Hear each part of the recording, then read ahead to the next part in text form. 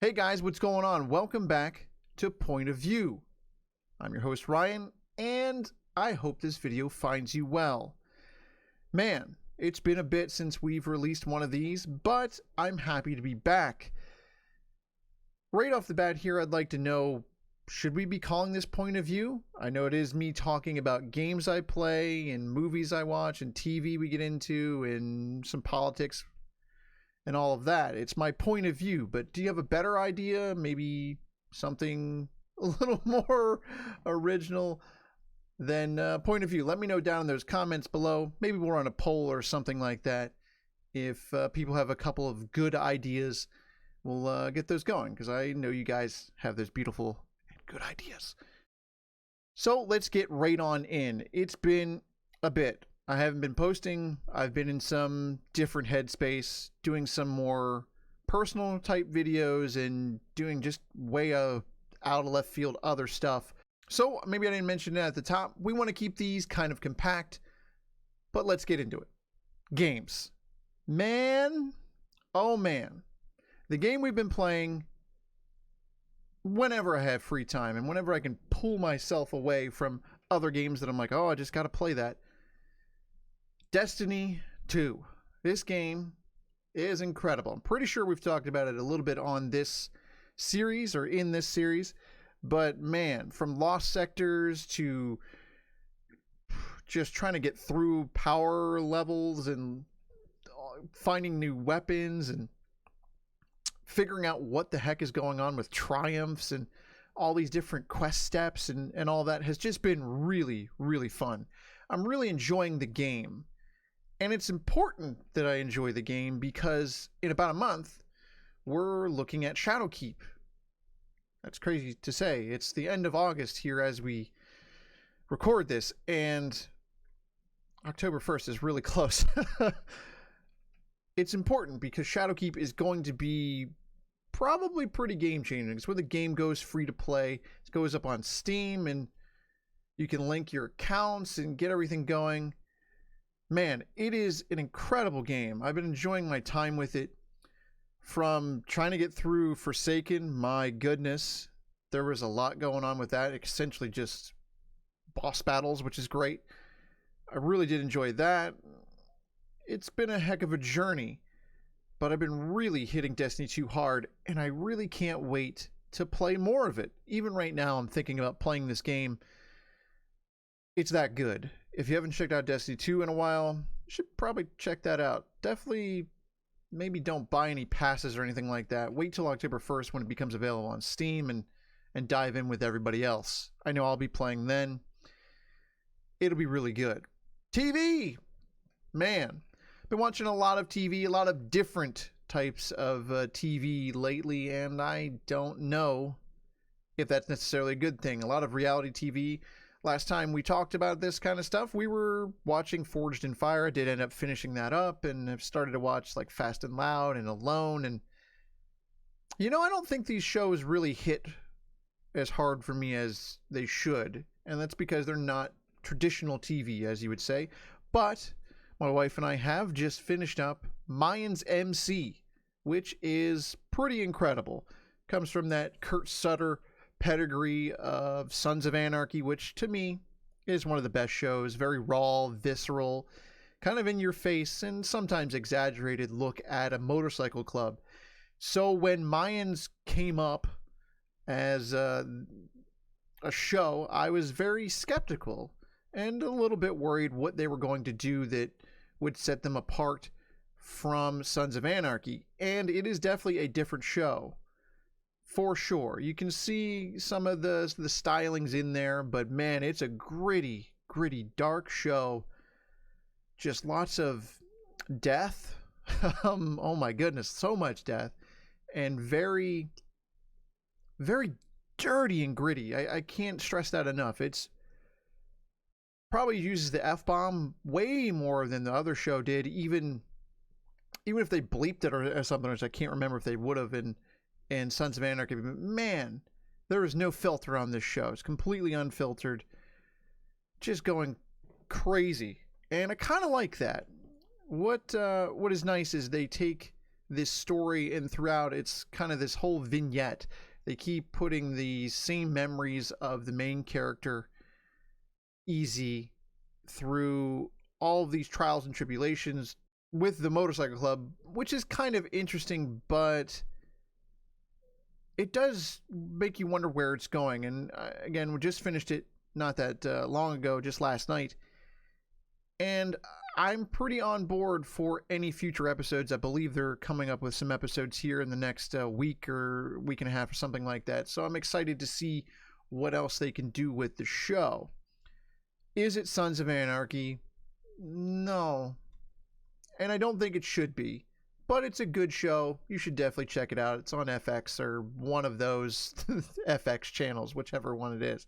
I watched it on Hulu because that's where I'm at. Music! Let's talk about some music. Well, the only album that I've really gotten into a little bit, and not even as much as I would like to, only 2 or 3 listens in, is the new Slipknot record, We Are Not Alone. And it's good. I tend to have an issue with bands like Slipknot, and it's not because I don't like their music. I actually think Slipknot is one of the best metal bands in a long time. Their catalog is really good. Very heavy, very in-your-face kind of metal, and they can kind of do whatever they want. It's really great what they are able to do. But the thing that I kind of take issue with is the time in between albums. And this one, to me, feels very much like a concept album, which is not a bad thing. But I feel more on this one than the previous one, which I did like. That was what, All Hope Is Gone? That was a good album.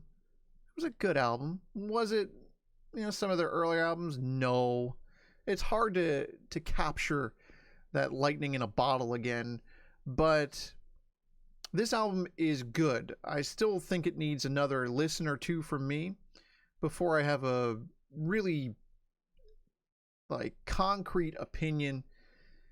So far, I'll say it's good. I don't know if it's going to go any further than that. Just the current climate we're in with metal and other music, I just don't know if it has the same weight as it once did, maybe 10 years ago or so. And last but not least, everyone's favorite topic, politics. I know, it's your favorite because I told you it's your favorite. That's the world we live in now, isn't that right? Yeah, true. So politics lately has been kind of chaotic. Our current president is kind of out of his mind, which, sure, that job's impossible to do. Not sure how we expect one person to do it, but I'm not really sure why any one person would want to do it. Neither here nor there. The reason I want to talk about politics is Andrew Yang. I think this guy is maybe the front runner for me. Very, very smart guy with universal basic income, the ideas about how we should be changing up our energy, his compassion, when he breaks down during that speech regarding the most recent shootings. He just seems like a very well put together, smart, articulate, forward thinking candidate. And I don't think there are many of those. And I'm a supporter of a lot of what Tulsi Gabbard has said, and I'm a big fan of Bernie too. But Andrew Yang, I feel like, is maybe the winner for me, even if he doesn't win the nomination, which who knows what's going to happen. Everyone seems to think it's going to be Biden or Warren, and I don't think those are all that great choices. And what happens in this country when we're left with not so great choices? We end up with Trump and Hillary. We end up with Obama and Romney. I mean, come on, man. Come on. Don't we want candidates that actually have a plan? They're going to do something, they've delivered before. We're relying on all of these promises with almost no plans. You ever notice that with anything that Trump's done? Again, he's not the candidate I voted for, but man, had I known the fallout from the other candidate, Hillary Clinton, I probably wouldn't have voted for her either. Probably would have voted for anybody else had I known all of that. But I'm more informed these days. We need to be better informed, and it feels like Andrew Yang is the candidate. I hope he gets the nomination, and we'll put his website down in the description there.